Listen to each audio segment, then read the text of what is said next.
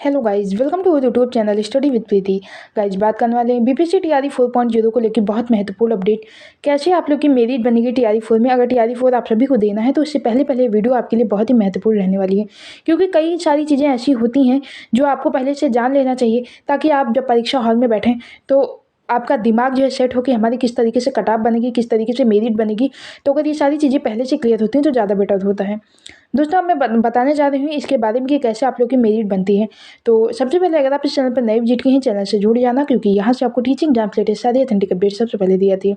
सबसे पहले मैं आपको बता दूँ कि नोटिफिकेशन जब जारी होता है तो यहाँ पे एक चीज़ मेंशन की होती है कि आप लोग अपने कट ऑफ को जो है कट ऑफ तक पहुँच जाएंगे तो आपका सिलेक्शन हो जाएगा। ये पहली बात हुई। दूसरी बात होती है कि अगर आप पीआरटी या किसी भी वर्ग की परीक्षा दे रहे हैं तो इसमें भाषा आता को सिर्फ क्वालिफाइंग नेचर में रखा जाता है, यानी कि 9 नंबर अगर मिल जाए तो बाकी आप लोग का जो फाइनल मेरिट होती है वो 120 नंबर में बनती है। अब यहाँ पे देखिए, वही सबसे बड़ा खेल हो जाता है। बच्चा सोचता है कि 9 नंबर हम ले आए भाषा में, उसके बाद तो काम हो जाएगा, फिर फाइनल मेरिट तो 120 से बननी है, तो हम उस पर फोकस करते हैं। यही सारी चीज़ें टीआरई 3 में हुई और काफ़ी बच्चे ऐसे हैं जो सिलेक्शन तक जाके और उसके बाद लौट आए, सिलेक्शन नहीं हुआ।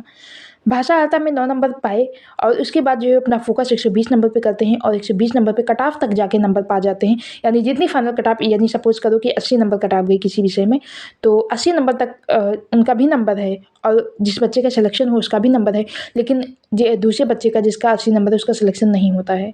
रीज़न ये होता है कि वो भाषा आता को सोचता है कि 9 नंबर पहले ही नोटिफिकेशन में बोल दिया गया है कि क्वालिफाइंग नेचर है, लेकिन फाइनल जब मेरिट बनती है तो क्या होता है कि 80-80 अगर दो बच्चा नंबर पाए हैं और उसके बाद जब वो दोनों सेम हो जाता है तो उसके बाद जो देखा जाता है वो भाषा हाता को ही देखा जाता है। भाषा हाता में किसके नंबर ज़्यादा है। अब देखिए, एक बार आयोग कहता है कि भाषा हाता को क्वालिफाइंग नेचर में रखा गया है, उसके बाद जब दो बच्चे का 80-80 नंबर आ गया उसके बाद भाषा हाता को ही वहाँ पर प्रायोरिटी दी जाती है। जिसका भाषा में एक बच्चे का 9 है, एक बच्चे का अगर 11-12 नंबर है तो जिसका 11-12 नंबर है उसको जो है सिलेक्शन मिल जाता है, और 80-80 दोनों नंबर वाले कट ऑफ को टच करके और सिलेक्शन नहीं पाता है एक बच्चा। तो ये होता है बहुत बड़ा बदलाव भाषा हाता को लेके। यही इस बार टीआरई 3 में हज़ारों बच्चों के साथ हुआ और वो कट ऑफ को टच करके उसके बाद वो बाहर हो गए।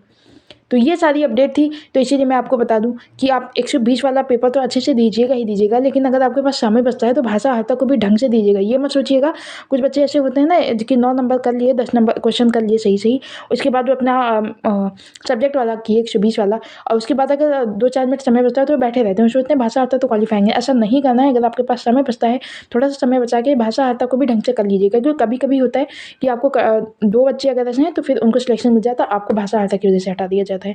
तो ये जो फाइनल मेरिट है इसकी वजह से काफ़ी बच्चे बाहर हुए, उसको लेके मैंने आपको अपडेट बताई। साथ ही टीआरई 4 से अगर आप टीआरई 4 की तैयारी करने वाले अभ्यर्थी हैं तो सबसे ज़्यादा सीटें आपको पता ही हैं, टीजीटी वर्ग में आने वाली हैं, उसके बाद पीजीटी में, उसके बाद पीआरटी में, उसके बाद 6 to 8 में। 6 to 8 में नाम मात्र आएंगे, 2 से 4 हज़ार सीटें आएंगी, इससे ज़्यादा नहीं आने वाली हैं।